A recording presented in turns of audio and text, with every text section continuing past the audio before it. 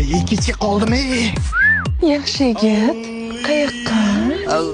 Ishga ketyapman. Yosh boshingizga shuncha ishlab, nima bor? Undan ko'ra mazza qilib divanda yotmaysizmi? Ay, pul kerak-da, telefon olishim kerak, mashina olishim kerak, uylanishim kerak. Assalom, o'zingizni qiynamang. Buni meni oling. Hammasi 6 sekundda hal bo'ladi. Voy, o'zimni suvda yuvib ko'zni qamashtirib turishini qarasin. Sizni qaytarishchi? Siz qaytarishni o'ylamang. 5 kunlik dunyo. Mazza qilib yashasangizchi. Voy, qanday bo'lar ekan-e? Yoqmayapmanmi? Yo'q, yoqyapsiz. Unda uyingizga olib kiring. O'lsin, birga bo'ladi-da. Chiqing. Qani marhamat, kiring. Chiqing. Voy, bo'g'irsog'im.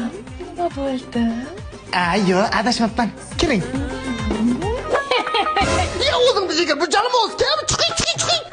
Mana chiqaman. Avval mana ularni to'la, keyin chiqaman.